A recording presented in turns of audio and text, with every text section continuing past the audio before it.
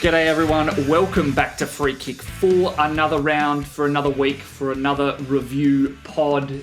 And today we are joined by a very special guest. He is the first return guest that we have had on Free Kick this year. So for an episode of Free Hat Kick Chat, we have DC. How are you, mate? How's your season going? What's the sitch for you in Canberra with AFLW Fantasy? Oh, that really rolls off the tongue. I can see a hybrid combination pod coming in the future. No, I'm going well. Thanks for having me on again, guys. Always nice to talk a bit of AFLW, although I don't think I'm going quite as well as both of you guys. Absolutely flying. Well, yes, I would love to be, smug about my rank, but yet again, Jono, you are crushing it at the moment. How was your weekend? And does your fantasy success mirror Hawthorn's? Look, the Hawks didn't necessarily get it done this week. I mean, the Crows dominated us there, but geez, this was a good week for me. Third 1,500 score this season, and in the top 100, the hat's on the way, which is pretty exciting. Into 47th spot. I'm sorry, did you just say the hat is on the way, and we are less than halfway through the season? I'm talking a big game while I can because I'm not sure it's going to hold. I've got to enjoy the ride at the top. I know that you just played the Crows, but that's the earliest Crow we've had on this podcast in a long time. A little bit. I feel like my trades are going well, and they're sort of keeping me in it as the team around them that's been there all season is falling apart a little bit. So, yeah, hopefully we can fix that up this coming week. Yes, well, hopefully it's not falling apart as much as the entirety of the Bombers list with another 2 injuries in the first quarter this week. So, you know what? Because Mel's not here, we're not going to talk about any more of the games that we went and watched. We're going to jump straight into the shipping report. And, Jono, it's straight on to you. Another banger round. How'd you go? Give us the stats. Yeah, so a 1564 for a weekly rank of 63rd. As said, finally jumped into that top 100 into 47th. I think the good call this week, trading into Kate Hoare, who put up 138, pretty dominant performance, nearly carried the Demons to a victory against the Power, who were pretty impressive. But in the same game, I don't think the rest of the Demons stood up, and Eden Zanker with a 47 was pretty poor. I think she's starting to stay really deep forward. That midfield time that she had earlier this year is not happening anymore. So I think that's one. Still a little bit of it. But it's just still a little bit, but it's wasn't not a whole lot and dropped a lot of marks. Yeah, so I do think that even though the fixture is great, that's one I might be jumping off this week. That's fair enough. I'm very envious of the Kate Hoare pick. You'll hear about my trades a bit later, but it's one that I regret paying for a more expensive midfielder who scored fewer points. Now, I will quickly throw to myself. I had a 1529, so a weekly rank of 205, which again just shows you kind of where there's a pretty high concentration of coaches at the moment. There's, less than 40 points, Jono, between you and there is, 150 ranks nearly on the week. So really does point to there being a high concentration of coaches up there. But it does mean that I have moved up to 146th, so let's call it I've halved my rank. I was 281 last week. So continuing to move up. My good call was, it was actually making the late pivot to bring in Bonnie Toogood in place of Laura Stone after I was very negative on Bonnie Toogood this time last week. I will say that, circumstances did change with Hawthorn and the fact that Jasmine Fleming came back in, and I still wanted to get Mim Strom, and I still wanted to get Laura Gardner, even though that was a mistake. So there was method in my madness. I do think there was some vindication, at least for what we talked about on the on-air recording on Thursday night, about the fact that she might just get a higher concentration of targets. She becomes more important. She spends some time in the midfield. So, opinions can change over the week. So I'm happy with that as my good call. My bad call was continuing to trust Erica O'Shea and her 30 against Brisbane. I just cannot believe how unlucky you must be to just get told you're playing on the wing that has none of the wind blowing onto it. Because I swear that was the wing and halfback Erica O'Shea was on the entire time. So that was absolutely miserable. And in terms of the blind side, I'm going to call it the first 3/4 of my experience owning Mimstrom, because she was on mid-40s at 3/4 time, and I was depressed. I was like, oh, I've made my team worse, and I still traded out of Matilda Schultz at a decent enough time. And then it just turned out that Mimstrom remembered that she's actually the best runk in the competition and can actually play better than Sarah Lakai and is a better ruck than Sarah Lakai. So that was my blindside this week. I did not expect it to take Mimstrom 3/4 to play as well as she did. So, enough of me yapping. I'll actually throw a little bit more to our guest. DC, how have you gone for the week? Yeah, not as well as you guys. They're two very good weeks, but a 1480 for me. So reasonably solid. It's centered around a Noffy C, the return to form. So that's probably my good call this week. Almost through necessity is just keeping the C on her every week. But yeah, it was nice to see her crack that 150 mark again. So my weekly rank was 677 up to 435th overall. So up about 100 odd spots, I think. Had a bad week a few weeks ago and I've been trying to claw my way back up towards the 100. Team looks solid enough on paper. It's fairly even, but just have lacked a few of those big scorers. And then my bad call this week was probably my trade-ins. Who did I bring in? I brought in Charlie Thomas, who I haven't had all season, then drops her lowest score, I think, for the season. Not a good week to bring her in. I did the Zippy Fish downgrade to Courtney Rowley, which on paper earlier in the round looked okay, and then Rowley didn't score that well. And then the one that really stung, which was, I guess, probably my blind side as well, was trading into Georgia Stathis this week, who somehow managed to drop a sub 50, even though she hadn't gone anywhere near that for the whole of the season. So quite frustrating with 3 trade-ins that I thought were pretty reasonable on paper and top score of 61 out of the 3. Jeez. And I think that, the process for at least 2 of those trades was pretty sound. I think that Thomas long-term is a good pick. Georgia Stathis is someone we'll talk about later, but that role was as stinky as can be. Just before we move on, for people that haven't seen your team, DC, are there any picks that you're particularly happy with from your starting team that you want to quickly crow about? Starting picks. I mean, probably a lot of the forward line picks. I mean, the Montana Ham pick, I think, has been a critical one. Brought in Imogen Barnett after round 1, which was a pretty reasonable move. She's been basically a top 5 forward since then. Started Mimstrom, which was a lot of cash to pay. She's dropped a fair bit, but I still think she's going to be the number 1 ruck pretty comfortably.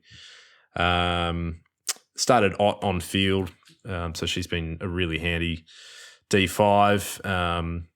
The Bowers, Prasparkas, Fish on field through the midfield up until this week has all been good as well. But yeah, probably just got a few of the sort of 50-50 calls wrong. You mentioned Kate Hoare a few minutes ago, Jono. I had the chance to bring her in 3 weeks ago, I think it is now, and went with Tyler Hanks instead, who's been good, but then with this week, that cash difference would have been really handy, and I think Kate Hoare's outscored her probably now over the 3 weeks. So that's a bit painful because I was pretty hot on her as well. But so team's looking okay. It's reasonably even across the board, just probably lacking some of those big scores, but I am creeping in the right direction. That does sound pretty solid. And yes, look, I think you're definitely in a safe space when it comes to liking Kate Hoare some period of time ago. It's just that, unfortunately, you and me didn't follow through on that choice, and we've got old Smuggy McGee as the third host on this evening with 136 points sitting at his at his M4 as he's trade-in. Unfortunately, we don't have either of Mel or Will with us this evening, sad as that may be, but Mel scored a 1437 and Will had a 1369, probably made worse by the fact that he still doesn't have Ebony Marinoff. And, John, did he trade in Courtney Rowley? He did indeed, yeah. Yeah, and I think to make his trades work, because he was looking for Steph Wales as well this week, which went pretty well with that 122. But I think he went Jazz Grierson in defence to make that work, who I think put up a 48. So just a few poor scores on the field, unfortunately. That is brutal. Well, I've talked too much, so Jono, I'm going to have to throw the watch and wait scoreboard to you, which is devastating news because I couldn't possibly give it to our lowest ranked coach on the podcast because that's the guest. So by all means, take it away. Yeah, I think the top coach and score, Rosie's Ruiners, have done it again. Nick, he's put on another 1,597 points this round. He was 12th for the round. His team is actually unbelievable. I think he's already done with his rookies completely off field, so it's going to take some beating to pull him back from the 97-point lead that he currently owns. The top score for the week was from the centre square. CF has put up a 1,642, so just a massive score there. I can't believe how high scoring the fantasy game has been to start this season. To keep pace with the top 100, you needed a score of 1,482, which is even higher than last week's 1,463. So it just keeps climbing and climbing. But Kevin G in the free kick league still remains second overall and the top of the free kick leaderboard with his team Vague Prob W. So yeah, holding firm and I feel like that top score, those top teams are just flying at the moment. And even though I've climbed up to 47th, I think I've still dropped a further 100 points behind over the last couple of weeks. So they're going to take some catching. It is ridiculous to think that you can have a near complete team and we're not even halfway through the season. Yeah. Like you've had 5 sets of trades. Like that is possibly one of the best starts you could possibly imagine, and I'm extremely envious. But let us move along to hot topics for the week. And first cab off the rank is a segment we're going to call End of the Line, talking about some players that do need to go. And I'm going to start off with defenders, as we always do. I'm going to start off with someone, DC, that you mentioned, Elizabeth Georgia-Stathis, scored only a 49, comfortably her worst score for the year. Played the worst possible role, which is less midfield time and then deep defence in a game that I think the Western Bulldogs had something like 60 or 70 fewer disposals than GWS, which is pretty wild. So, John, I'll throw to you first. If you have Georgia-Stathis, is it a case of she has to go now completely? Because the person who replaced her in the midfield was Ellie Blackburn. Yeah, I mean, I definitely don't think it's a must trade. I mean, I don't like the role in defence as much, but she did score her best score of the season in round 1 playing in defence. This was just an awful game. I think there were only maybe 7 players who scored over 60. Like the fantasy scoring was at a real low.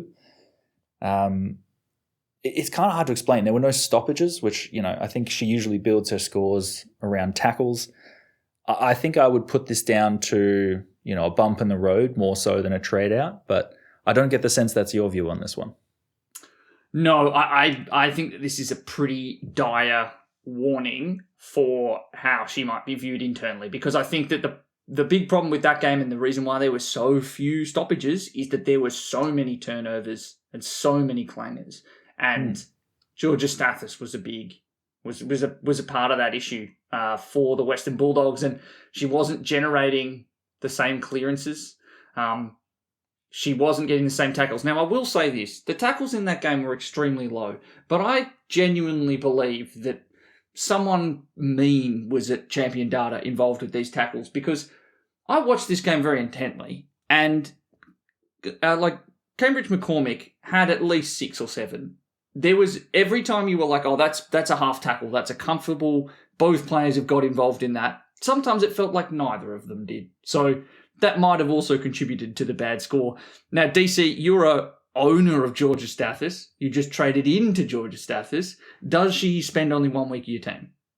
I mean, it's a possibility. I guess from what you're saying there, the big question for me is, does Ellie Blackburn keep that mid-roll? Because she didn't score that well either. Is there a chance that Georgia-Stathis moves back in there, do we think? Because she's obviously got the ability to play those lockdown roles as well. Yeah.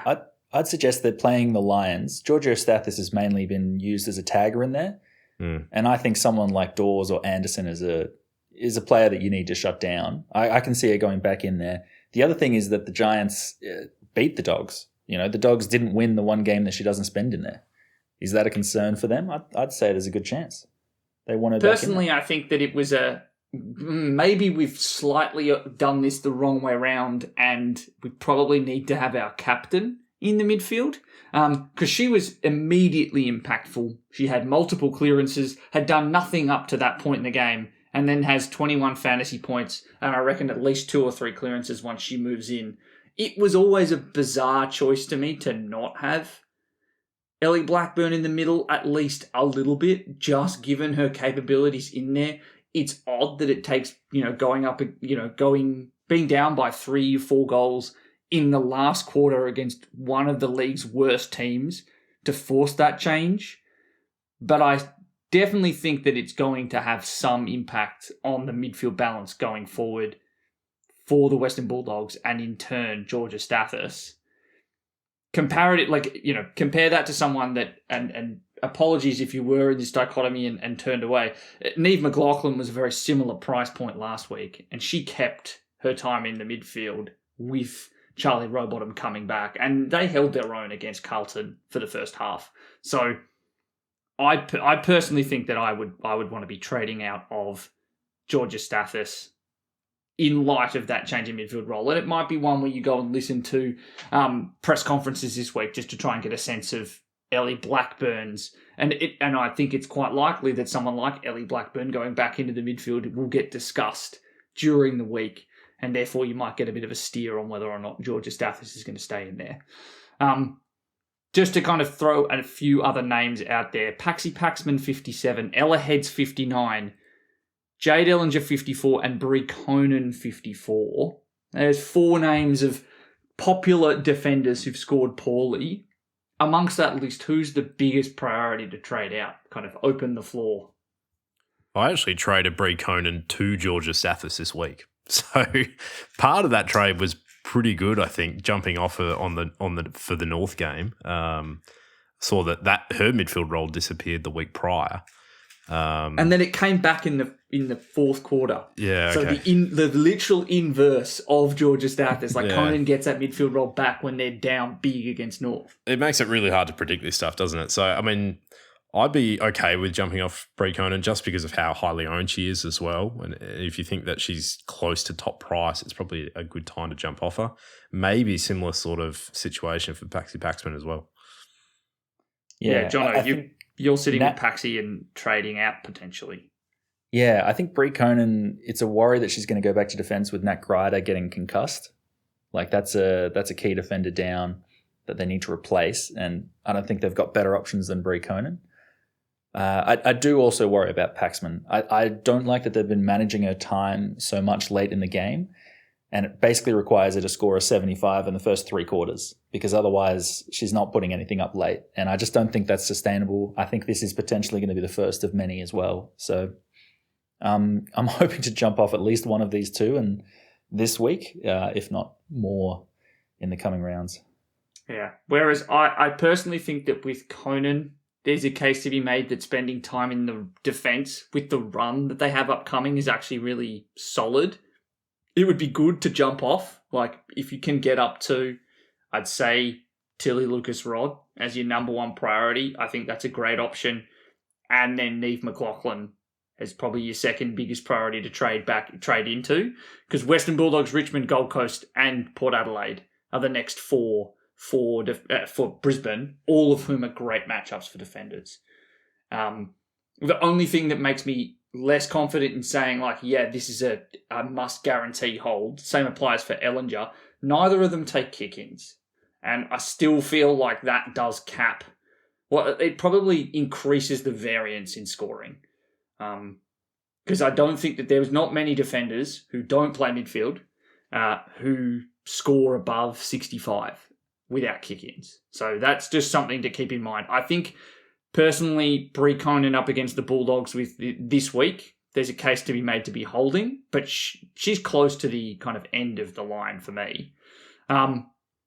Moving across to the midfielders, Zippy Fish, I traded her out this week. Jono, you traded her out. DC. A couple weeks ago, yeah. You traded her out to the Rowley. Scored a 55 if you've got her at this stage, is she a must trade over and above? Like, let's say you've still got Jess Wrench in defence. Who is the bigger priority trade out? For me, it's still Wrench has got to go. I think Zippy Fish is still capable of hitting, as we saw this week, even with her lowest score for the season, still a 50 plus. I think she's pretty capable of hitting some fieldable scores, whereas we've seen Jess Wrench has been, a bit lower since that round one game. So I think she's still the priority, but there is obviously a cash difference there. And if Zippy drops another lower score, she's going to start plummeting pretty quickly. But if you can get off both, you got 3 trades. I think they're 2 good players to both jump off this week. Yeah, and I think the same applies to Lucia Painter. Another name that I wanted to throw in there, though, Ash Centra, scored a 76. She's probably not on field for a lot of people, but at this stage, she's had her best game of her career up at 571k. You can make 200 plus k trading her down.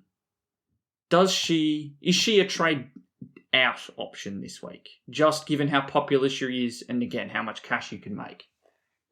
John, I'll throw this one to you. I don't hate trading early on rookies. I think, if you've got the opportunity to make the trade up to the player you want, you take it. But at the same time, I think Centra is, finally hitting her straps. I think there's probably another 100 or 150k to go in the next couple of weeks. I wouldn't hate it if you could hold her. I wouldn't play her on field. I certainly don't trust that. Coming up against the Hawks this week, who were supposed to be the hardest matchup in fantasy for midfielders, didn't quite work out for the Crows, but I wouldn't expect that to happen again. But yeah, I think there's a very low score coming out of her price cycle soon, so I would try and make the money while you can. Yeah, I think that's a fair point. I'd say that, though, if you've got Greaves and you've also got Centra, and you are in a position where you need to make some cash, I think I'd prefer to go Centra down because I feel like she's less consistent. And Greaves is sitting there with, St Kilda as a matchup this week, and it's 741k. The other thing to probably just point out with Centra as well, she plays the first game again next week. So I actually made a horrible rookie mistake this week and had her sitting at utility instead of sitting on my bench at the midfield spot. And I could have and should have taken her 76 if she was in that spot, which would have given me an extra 35 odd points over Rowley. So I won't be making that mistake again next week, and I'll be leaving her at that midfield spot to maybe have a look at that loop. So if you are rolling with a rookie still at M5, I think that's something I'd be looking at doing. I think that's actually probably the point to round it off. If you are in a position of still rolling with a rookie at M5, you probably hold Centra to try and get one extra look, given she plays that early game. But other than that, I think I'm happy to trade out. I think the same applies for Havana Harris, scored a 51. I think it is time for her to be down or upgraded, kind of same as we talked about last week. Now, in terms of the forward line, I think we need to send out some condolences. Jono, you watched this live. Caitlin Gould injured on 0. Yeah, that doesn't get rougher than that. Yeah, I was on the boundary line for this one, and you could hear that wrists, snapping in that marking contest. That was just awful. So I really feel for her and anyone who started with her. And I'm pretty sure, yet to hear the report on it, but it also looks like anyone rolling with Mackenzie Erdley, she's done a knee right on the final siren. So a couple forwards there that you're very unfortunate if you've been rolling with. Unfortunate. Yep, that's a very good point. You've already mentioned the desire to trade out Eden Zanker. DC, are you rolling with any of those Melbourne forwards? They've kind of all got a great run, but it's 2 bad scores in a row for Zanker. What, a 44 and a 47? Is it worthwhile upgrading, or is there just not enough left to really dive straight into it, knowing that she can put up the 80s and 90s? Yeah, I think it probably depends on which other players you've got in your team. I think if you're missing some of those other sort of top 5 or 6 forwards and you think you'd like them, she might be your pathway to them. I'm certainly, not comfortable with her putting up those sort of 60-plus scores every week as we saw this week. And just a note, funnily enough, with the 3 forwards you listed there, I actually started Caitlin Gould and then traded her to Laura Stone. So it's effectively the same player or the same spot in my team, but I'm glad I've got Stone this week and not Gould. Yeah, so I traded out Laura Stone. Jono, were you the same? Yeah, I did in the end. I ended up taking Darcy Vessio's 59, which allowed me to get up to Kate Hoare if I traded out Stone. So that was, a last-minute trade. A penny for your thoughts then, as the Hawthorn man, an avid watcher of all things in their midfield and forward line. Had a decent enough score this week, scored a 56. I would say that if we're going to make up a stat, we're going to call it like time on ground scoring. So we're going to call it TOGS. She scores all of her points in about 2% of game time. Disappears, spends a whole bunch of time on the bench, pops up for like 14 tackles or 14 points in 90 seconds, and then disappears again.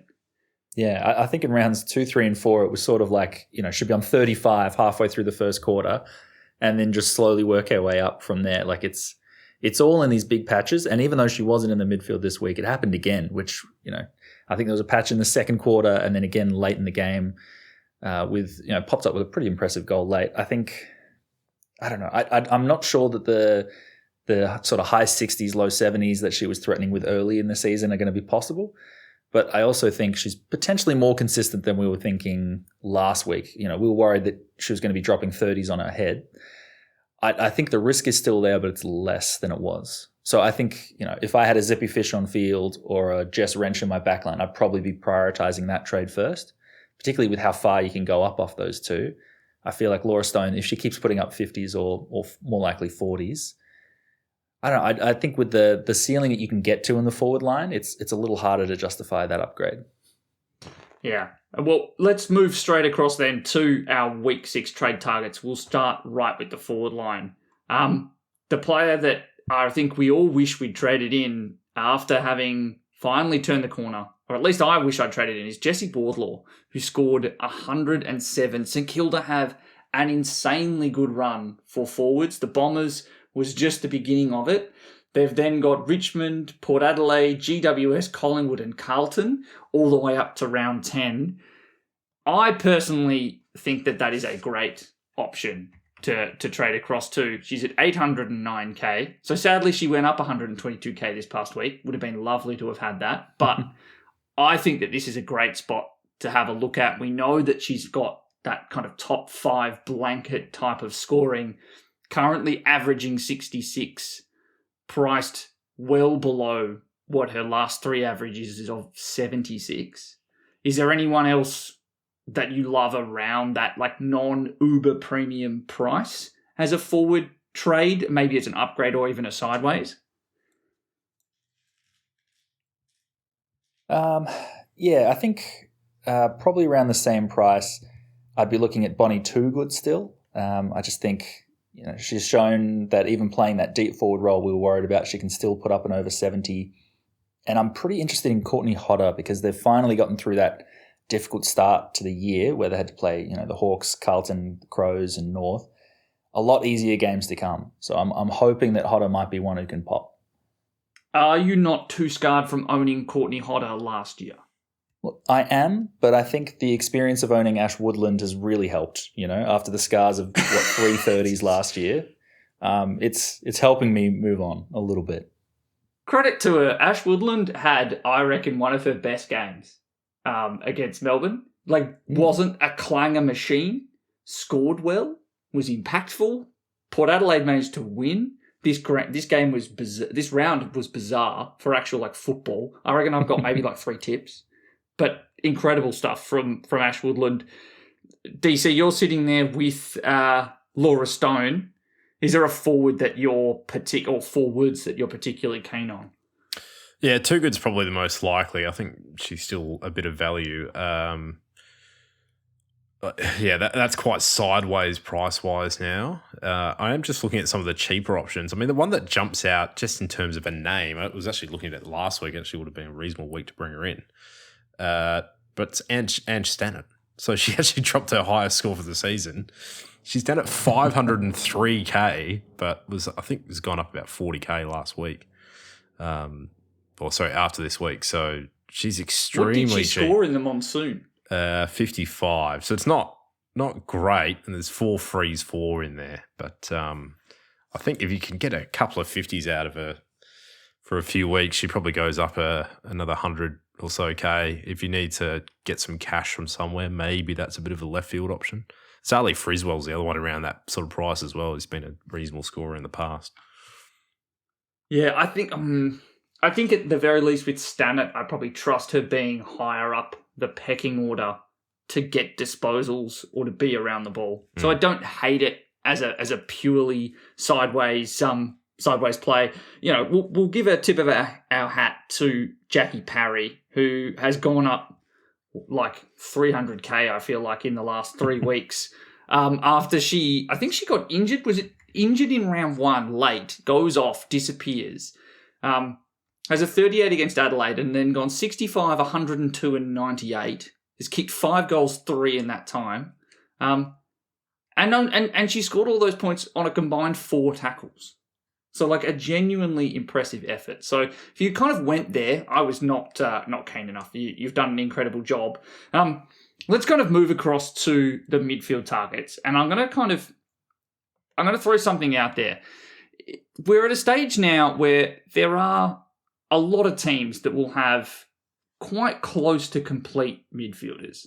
You'll probably have your worst. There will be a lot of teams that will have their worst averaging midfielder at 100, which is Georgie Prespakis sitting there, or it'll be someone in the 90s. Is there a question to be asked about having sideways trades to more unique players to try and differentiate your team, just because of the sheer concentration that we probably have at our midfield spots, or looking to start getting real like sideways earlier because of how complete a lot of teams are? So I think that it goes without saying that Ebony Marinoff 165, don't touch it. Don't mess with that at this stage. That was pure Noffy again. Was it a 72, 75 point third quarter? She looked back at it. But if you're sitting there looking at Georgie Prespakis at 98, is it enough to start thinking, okay, now is where I might go for some uniqueness, or I might trade into a value play just to try and push myself up the rankings? Yeah, I think absolutely. With the 3 trades a week, as you said, we're not even halfway through the season. You can definitely get quite aggressive with some of these sort of moves. It was, as I said earlier, part of my thinking with Bree Koenen this week was trading out of a highly owned player who I thought was at top price. So you can do similar things with some of those midfielders, with a few exceptions, as you point out. I'm a fan if you're struggling at sort of D5 or F5, maybe you've got to get a better ruck in of taking one of those big midfielders down to someone who's dropped a lot in price and you think is on the way back up, and use that extra cash. So that's the sort of move I'd be doing rather than trying to pay up for a more expensive midfielder personally. Yeah. So, okay, here's a potential option for you. You've got Jazz Garner, who has dropped 131k this past week at 1.3 million. You can trade her in for a matchup against Carlton, or you can trade in AAnderson, formerly a 110, 105 averaging mid, who's just scored 117 against the hardest, or one of the hardest midfield matchups. And AAnderson is, what is she, 959k. You're sitting there as you trade in targets. Do you go for the potentially 400k's worth of value, or do you go for Jazz Garner, who is possibly still some value just because of that injured 50? I'll throw to you first, DC, but I also want to hear your thoughts, Jono, because I think that this is it's a potentially season-defining type of choice. Yeah, I think they're both really good options. I think you've got to look at the rest of your team. in my sort of situation at the moment where I've got that rookie M5, I'd be more likely to go for Ellie Anderson because it's less of a jump to get up to her. If your team's pretty close to complete, maybe up the pointy end, you don't have too many major issues in any line, maybe that's where you can go for the more expensive player. But I still think at this stage of the season, most teams are going to be looking to get a sort of 50 kind of type score off their field somewhere, whether it's M5, D5, F5, probably the three spots. So I'd be a bit uncomfortable paying a lot of extra cash on someone in your midfield to get up to a Jazz Garner, but then you still got a 40-50 on field. I mean, Eric O'Shea this week's an example of that as well, right? Thank you for reminding me. Not much fun getting a 130 if you then get a 30 in another line. So yeah, well, actually, here's a let's pretend that you've just got 100 sitting at your M5. You've got Tyler Hanks at 1.211 million. You can have Tyler Hanks and Bonnie Tyler Hanks. You could trade in Ali Anderson and Bonnie. Sorry, not Ali Anderson. You could have Jazz Garner and Bonnie Toogood. Or you could have Ali Anderson and Chloe Molloy. Because that's the kind of difference we're talking about. Which is the kind of trade option you prefer there. Because I think one of them is sitting a lot higher above the rest of the pack for their position in Chloe Molloy at the moment. Because I think that's the kind of price gap that you're looking at. I'm not suggesting you need to trade out Tyler Hanks, but let's say you've got someone at that kind of level where you're going, I need to change things up. This is a cash play, potentially. Yeah, I mean, in that specific example, I'd be pretty happy with the Toogood Garner pairing, to be honest. But I think they're both two pretty good trade scenarios if you needed to do something like that. So probably comes down to pick your poison a little bit on where do you want to spend your cash in the team, where are your weak spots, I think is the really key part. Well, Jono, I'm going to force you then to pick a poison. What do you think about the kind of distinction between these kind of potential matchup hyper-value plays to try and differentiate your midfield? Or are you still thinking that we should be targeting the only slightly fallen Uber Primo?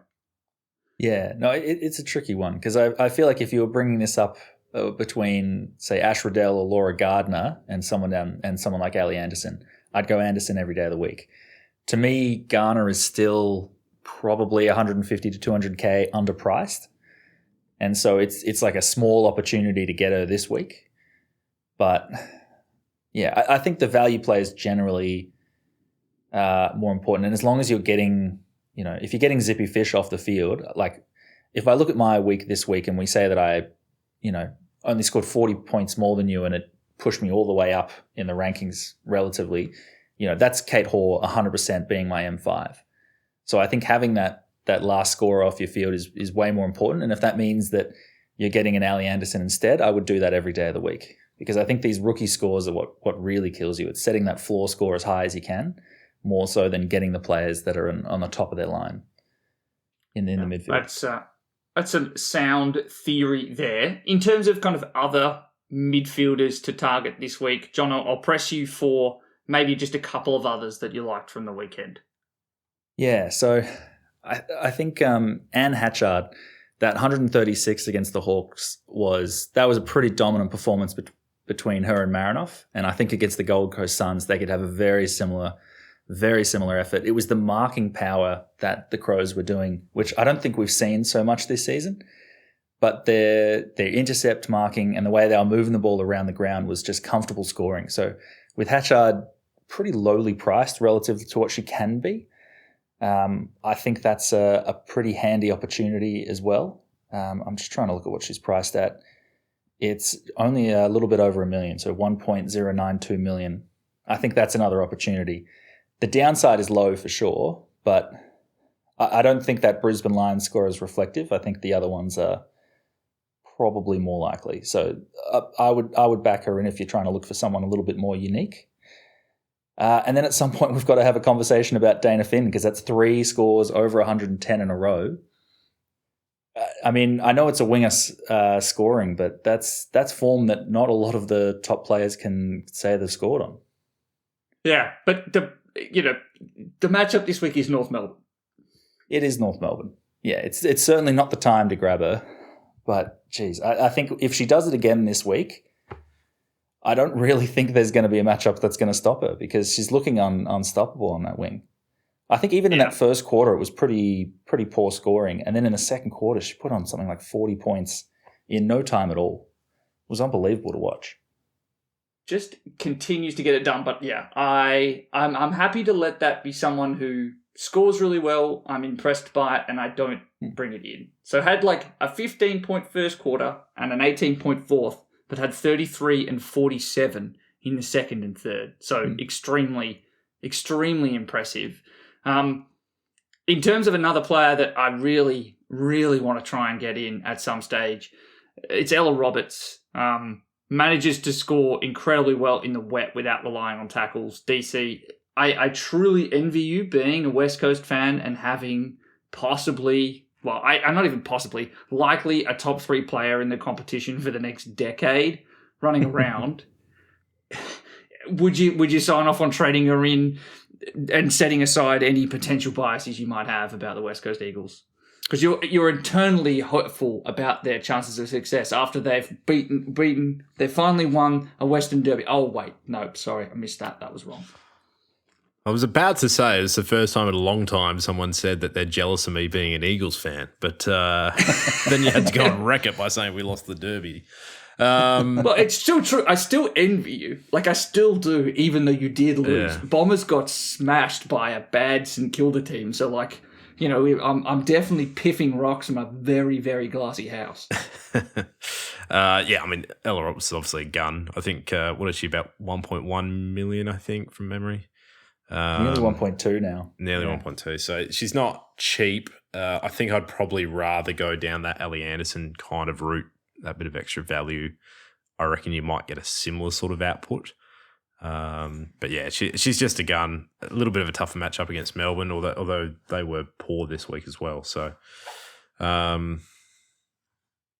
yeah, she wouldn't be necessarily right at the top of my trade-in targets, but a nice option if you want to go that way. Yeah. All right. Jono, I'll press you to rank as trade-in targets Kate Hoare, Dana Finn, Ali Anderson, and Anne Hatchard. Ooh, okay. I'd probably go Kate Hoare 1, Ali Anderson 2, Anne Hatchard 3, and then Dana Finn 4, just because of the matchup. I think you want to time these things. Yeah, I'd written them down as you were just talking before, and I've got the same rankings. DC, I've given you so much time to prepare those 4, so that's Hoare, Finn, Anderson, Hatchard. I'll go Anderson for the value. Hoare, Hatchard, Finn. Yeah, and I do think that, yeah, if you are in that defender M5, I think Ali Anderson is potentially your ticket out of some pain this week. Now, we'll move across to the defenders. Neve McLaughlin, 95, had the role again, but has a stinky matchup this week against Adelaide. I still think it's acceptable to trade her in. Jono, is there any defender that you're looking to target this week that you see as a handy option? Yeah, I do like Maeve Chaplin. I think she just keeps getting it done. I mean, we look at the last 3 weeks, she's gone 109, 83, and 82. And it's sort of that run, and I think she's one of those defenders that gets a few possessions per chain, and you know, it's not something that a lot of defenders can do. So she's gone, 22, 23, and then another 23 disposals last few weeks. I think it's a pretty consistent base for the Demons, given their run. I'd be happy to trade into her. A bit more expensive still. So I think you have to pay up. I still think there's also value in Heath if you haven't gone there just yet. Well, because she's still got that... she's got that 39 in her price cycle still. So I think this week she's going to go pretty big. Yeah. Yeah. And I think the thing with the problem that I have with Maeve Chaplin is that West Coast isn't an ideal defender matchup. But I do wonder if her disposals actually drop once Talia Gillard returns from injury, because I do think that it does, you know, potentially repel more ball more often that would otherwise be faffing around in the Demons' defensive line. That's my potential only concern. And she's not exactly been an electric scorer a lot of the time when Gillard has been playing in there. So that's my only potential flag. And even then, I still think that it's a pretty solid option. DC, you've said you're not trading out Georgia Stathis, but let's pretend that you were. Oh, it's a possibility. It's a possibility. Is there one that you're particularly keen on? The one that I'd be keen on if I didn't already own it would be Shelly Heath. As Jono said, I still think that role's pretty good. She's tackling like crazy. Back-to-back 70s under 800k. I think that's a pretty nice option. So I actually traded her in the week that she scored that 39. So I haven't had the best luck at times this season. Jeez. So you've gone Courtney Rowley 42 off the back of Shelly Heath 39, 36. 39, yeah. Oof. Yeah. So that is brutal. The defensive targets at the moment, like if you can afford Tilly Lucas-Rod and in a position to go primo, I think that's more than acceptable. They're comfortably looking like they'll be the best defender. I think the tough one is, it pains me to say this, don't trade into Cambridge McCormick. GWS have a dreadful run for defenders upcoming. And, after finally managing to get some kick-ins, Emily Peace decided that that was too many, and so took all 11 against the Western Bulldogs on her way to 98, which was painful because I think Emily Peace had 11 clangers. So just a really... Johnny, you said it best. That game was rough. That was rough to watch. And DC, I know you are in Canberra, and that game was in Canberra. I think that you made the correct call to not go and watch because it would have been a genuinely painful effort. We'll do a quick stop by and talk about the rucks. I traded in Mimstrom for 90. DC, you were lucky enough to have already had it. Jono, you did the same. Is she still a target this week going up against Essendon? Yeah, I think so. I think Mimstrom's been pretty impressive. The fact she can put on 45 points in a quarter, I mean, that's something that not a lot of rucks have the power to do. So this is a down week for her, and she's put up the third best score of any of the rucks in the comp. I really don't see there being a downside, and it only takes, one good day before she's putting up that 150s that she had at the end of last season. Was it against the Bombers that she had that 175 in the finals last year? I know there was no Steph Wales, but this is definitely a favourite matchup of hers. That was against Essendon. Thank you for that. Was such a pleasant memory, that final. Playing without a ruck and without Maddie Prespakis. Yeah, that one certainly stings. DC, I'll push you for the person we just talked about. Steph Wales has 122 against St Kilda. Comes up against Fremantle this week. One, is it insane that someone 2 weeks off an ACL return can put up 122? And B, are you insane for wanting to trade it in? Yeah, it's pretty impressive, isn't it, after such a long layoff? But no, I wouldn't be trading in a ruck against Strom. It's just sometimes you just don't trade in players when they have those tough sort of matchups. So it's probably not something I'd like to do, just generally speaking, in all fantasy formats, to be honest. Yeah, I think that there's something to be said for Fremantle playing a high stoppage game style, but I think that Mimstrom will bully Steph Wales in a way that she wasn't really able to do against Sarah Lakai. Like, Sarah Lakai is a bully ruck. She is trying to really lean on you and then just throw a push to the sternum to try and get a hit out. So that probably contributed to some poor first half scoring. Yeah, I think it's also the matchup against Geelong that Steph Wales had is a very, very favourable one. And I think it's probably for that reason, if I had Matilda Schultz still, I'd probably hold for one more week given they've got the Geelong matchup this week. Oh, yeah, it's true. They've got, and it's Erica Fowler and Piper Dunlop and Kate Darby's still not back. So that's a very good point. It could be a massive week for Schultz. Now, that is all it for the trade targets. Jono, I'm going to throw to you. You can lead us through. Who do you think are the best kind of rookie priced options at the moment? Just give us a quick whip around. Yeah, so, I mean, it's pretty bare in the cupboard. I think we need to stop getting our expectations as high as they've been with Fish and Greaves, and we've had some really, really handy options come through. The highest of the rookies from last week, Taylor Levy, put up 105, which was seriously impressive. But this has Courtney Rowley, 110 down to a 40 again written all over it. I think that was just a one-off matchup against the Dogs. I'm not sure she's going to be able to pull it off for a second week in a row against the Swans, who are looking to, rebound from a pretty disappointing loss against the Collingwood Magpies. And then speaking of the Magpies, Lily Rose Williamson and Ash Centra were both very impressive and had pretty large midfield minutes. I think they're pretty likely to keep them given that Collingwood midfield dominated the Swans, which was pretty unexpected. So I'd expect Williamson and Centra to keep going. And I'd be probably not... It's hard to say that you'd pay up because they're both over 500k. But I think if you've got them, there's no need to trade them out at the moment unless you're really looking for cash. Amongst the really, really cheap rookies at the moment, I'd say Mackenzie Ford, who put up a 65 as a forward, and Lila Keck, who put up a 56 as a midfielder not as a midfielder, playing as a forward, but listed as a mid in the game for Carlton. I'd say they're probably your best two bets on the cheaper side of things. I think Ash Reedy, the 53 was very, very impressive, so the cheap price, but I think against North this week it's going to be a little bit trickier. So I would probably try and avoid that personally. Are you suggesting that it might be more difficult to play North Melbourne, a team that hasn't lost a game in 17 outings, than I would the say Gold so. Coast Suns? Yeah.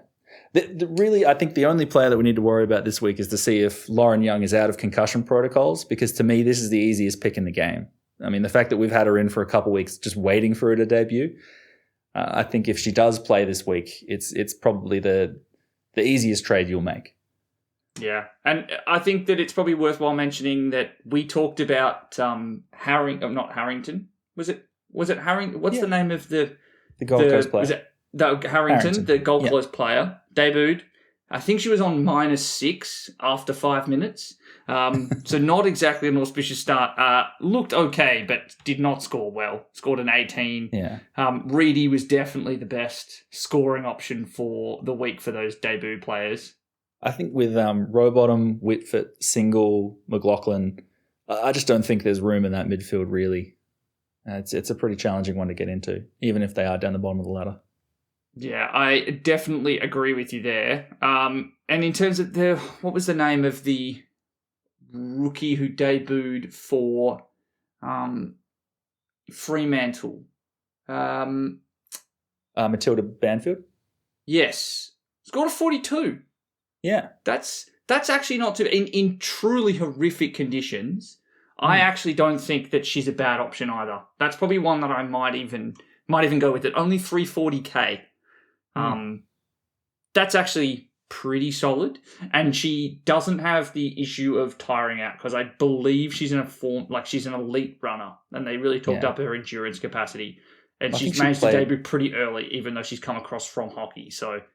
Yeah. I thought she played hockey for Australia, so already a pretty elite athlete. I think she might have been an underage hockey player, at least at state level, which I'm assuming everyone in Perth does, because that's apparently the sport that everyone plays in Perth. DC, you can feel free to comment and chime in if I'm incorrect on that one. Yeah, no, it's because the majority, or the Hockey Centre of Excellence, I think it is based in Perth, so they're all kind of playing top level club hockey over there as well. Yeah, so we're definitely at the highest octane level of the evening. We're talking about the Hockey High Performance Centre in suburban Perth. Not something I thought we'd cover on this podcast, to be honest. So we quickly move across to some questions. We are recording this on Sunday night, but I threw a quick question on Twitter asking if people could throw me what they're struggling with this week. And we've got 3 here that I thought were pretty interesting to think about. And they kind of hit on some of the same... some of the same queries we had this evening, looking for value, tossing up between an Uber Primo and potentially a value option. So first question here from Sean is, which option do you prefer? Is it Schultz to Strom or Georgie Prespakis to Garner? Jono, you first. Who do you prefer? I would probably go from Prespakis to Garner, just because I think Schultz has a good matchup this week. I think eventually you do want Strom, but if you're looking at upgrades across the next few weeks, I think Prespakis to Garner is the one I'd go first. DC, are you the same or are you thinking differently? Yeah, with what we were saying about earlier with Schultz's matchup this week, I think you got to go Georgie to Jazz, I reckon. Yeah, I agree too. I think Jazz has the capacity for a 140 this week. This Carlton matchup, I think that they've played really well, but I do think that they struggle for the midfield size that Garner has and could absolutely bully as a result. Next question here from Ash. Would you target Chelsea Randall against the Suns, particularly now that Caitlin Gould is missing? Because I think that if Caitlin Gould had played, she would have been a huge target this week going up against Gold Coast. DC, I'm going to call you our expert Adelaide correspondent, given you started with Caitlin Gould. Would you consider trading in Chelsea Randall this week, possibly just as a 1 week play? You could. What's she priced at? She's going to be 700 and something, isn't she? Yeah, 746 as a defender. Yeah. She loses a 16 out of her price cycle this week. Yeah. I sometimes wonder whether it's actually better or worse if you're a key position player or key forward that loses the other key forward. Sometimes I don't know whether that's actually a good thing. So that'd be the only thing I'd just be slightly cautious on. Does that mean that she now gets more attention? I will say that Gold Coast have the weakest key position stocks in defence. Possibly in, Jono, I don't know if you can correct me on this, possibly since we've been playing AFLW Fantasy. I can't imagine a worse one that we've seen.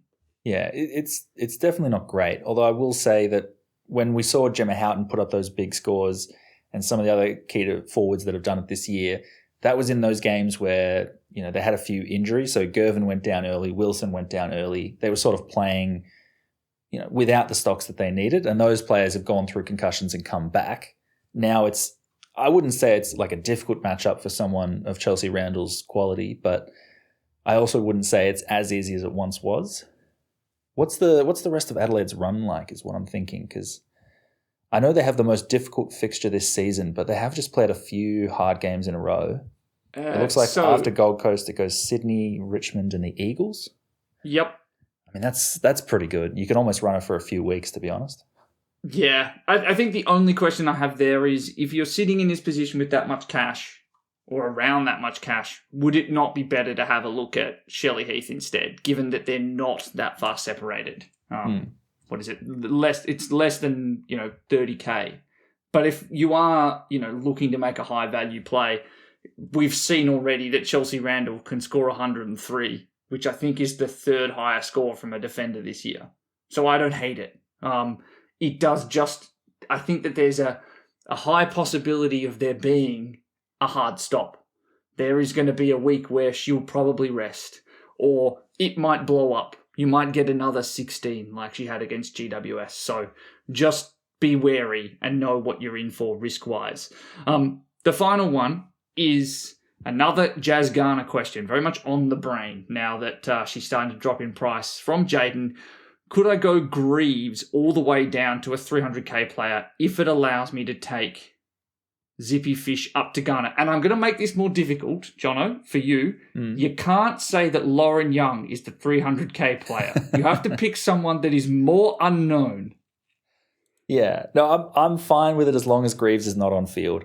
I think we're at that point now where you can take a punt on these players. Like I went into Hardingham last week, and even though it didn't pay off, it allowed me to get the better player on field in Kate Hoare. So I think at this point, I'd be happy to take the risk because I think Fish to Garner could net you, 80 points this week. It's that sort of an upgrade. Yeah. DC, this sounds like it could be another bit of agreement between all three of us. Is this an acceptable trade in your mind? Yeah, absolutely. I think it makes a lot of sense to me. I concur. Well, let's move quickly through Captain's Corner. I didn't have as good a week last week, average of 105 from my top five. I did miss by not having Ebony Marinoff in there. It was a bold call. Well, what do you mean it was a bold call? She hadn't had a massive score in weeks. No, it's true. So, still the fourth highest averaging player. Yeah. but she'd also going into what we've just talked about as the hardest matchup of the year in Hawthorn. Yep. And suddenly she decided, oh no, I'm good again. So that definitely brought it down. And also having Tyler Hanks as my 5th ranked captain option would have been nicer if that was Noffy instead, which I very nearly did. But the Port Adelaide matchup was too tantalising. Coming into this week, my top option is Jazz Garner. Not surprising given what I said earlier about her ability to potentially go 140 against Carlton. Ebony Marinoff is at 2. And then it's a bit of a shelf because Ebony Marinoff against Gold Coast, I expect her to be able to dominate at stoppage. The only question that I have, and I wish I didn't have to have this thought, is that Lucy Single has tagged Ebony Marinoff before. And it was the worst score of her year when she did it. I think it was 2 years ago.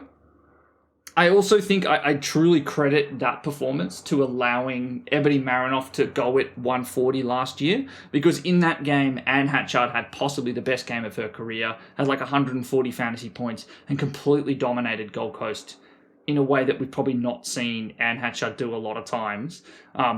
So that's why she got more attention last year. It's just the fact that Ebony Marinoff kind of put her foot on the throat of Hawthorn's midfield in that second half this past weekend. It's just one small concern I have going up against Gold Coast. And then, a bit of a shelf down to Riddell, Gardner, and Georgie Prespakis, all of whom have decent enough matchups. The only question on Gardner that I might have is whether or not Beck Beeson runs with her, in the same way that there was a little bit of attention from Britt Benici at times on Laura Gardner at different stoppages, particularly after a big first quarter from Gardner. So it's going to be a week for looking at tags, which is always a depressing feeling. There are always so many unknowns, but welcome to the life of a captain picker. We'll move through to our trade plans for the week. DC, I'll give you a minute to think on yours. Jono, what are you looking at doing at the moment? Yeah, so my plans at the moment really rely on the fitness of the back of Tessa Boyd, basically. What I'm hoping is that I can bring her on field and I can take one of Paxman or Koenen down to a rookie, which will allow me to fix up Zanker and Darcy Vesio, who are both currently on field in my forward line. I'll be able to bring them up to Molloy and any forward around 850k or below, which, could be Toogood. It could be Hodder. There's a few options that I'm looking at there. So, I think Jesse Wardlaw is another one. I'm hoping that'll work out. If Tessa Boyd is not fit, then it's going to change a lot of things. So we'll see. Yes, and you're also, when you say Tessa Boyd is fit, Nicole Bresnahan might be back this week. That's the other thing. Fit is one thing, but this is a team that Emma King can't break into, which is crazy. So I really don't know if she's a guaranteed in, even if she is fit.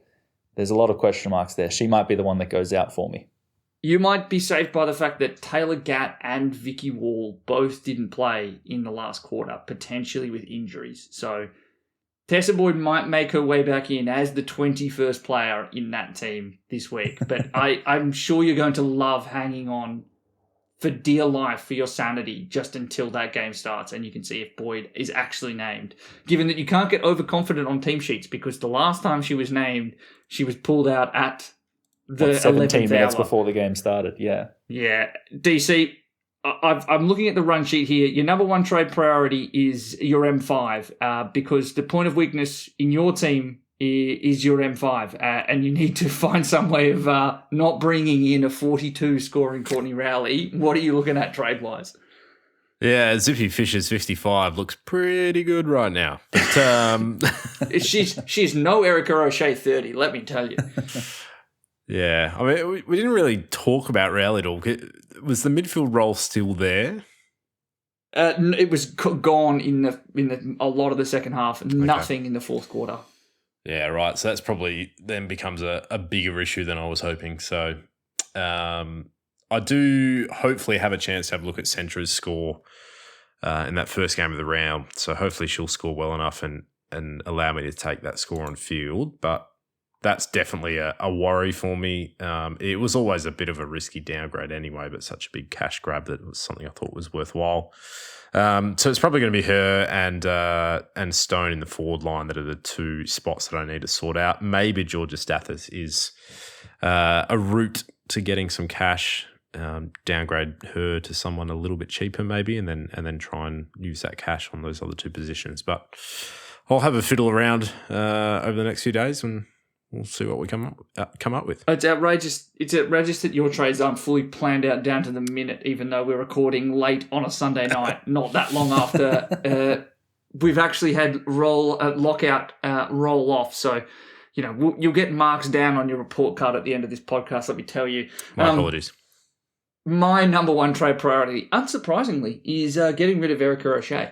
So I am considering my options. I might even trade Serene Watson back in because she once again has shown herself to be pretty excellent, averaging about what I was expecting over the 3-week period, except I didn't expect one of the scores to be a 30. So that's certainly one that I will look at doing this week. I'll probably look at downgrading Beck Ott in order to be able to do it. And then I'm sitting there looking at, Blaheen Bogue is a rookie averaging 60. She's just had another 70. She's had 79 against Fremantle, a 57 and a 70 in the last 3. Is it worthwhile me trying to capitalise and go up possibly to Jessie Wardlaw? Or is there a Brie Koenen that needs fixing as a greater priority? I'd love to be able to take Brie Koenen all the way up to TLR, but in order to upgrade Erica O'Shea, I'm not going to have the cash. So I've got some pondering to do. I'm not exactly sure what my third trade priority is this week, which never fills me with warmth and happiness. I always feel like something close to the first set of trades that I'm truly happy with on the Sunday night when lockout opens are close to my best trades. So kind of stick pretty close to your first instinct a lot of the time. And at the moment I have none, which I hate. So on that extremely positive note, we will wrap up the podcast. DC, thank you very much for joining at this late hour. You also had to wade through any number of technological issues to be with us this evening. Where can people kind of find you on social media? Where can people also find Hat Chat? And if you were to give kind of one hot take for the rest of the year, AFLW fantasy-wise, what is it? Well, firstly, thanks for having me on again, guys. You'd think after a few hundred podcast episodes, I'd be able to find a laptop that actually works, but alas, we're still waiting. A hot take for the rest of the season. Or how about this one? Nathan actually snuck into the top 100 this week as well. Jake is also ahead of me. My hot take is that I'll end up higher ranked than both of them by the end of the season. That's my hot take. I do love it. And for those that don't listen to Hat Chat, that is 2 of the 3 other members of the Hat Chat podcast. Please do listen to them if you enjoy your AFL men's fantasy. I think that's we're bold. At Hat Chat AFL as well, by the way. I don't think I said that, but yeah, Hat Chat AFL having a bit of a hiatus at the moment during the off-season, obviously, and I'm at DC Caterpillars. Beautiful.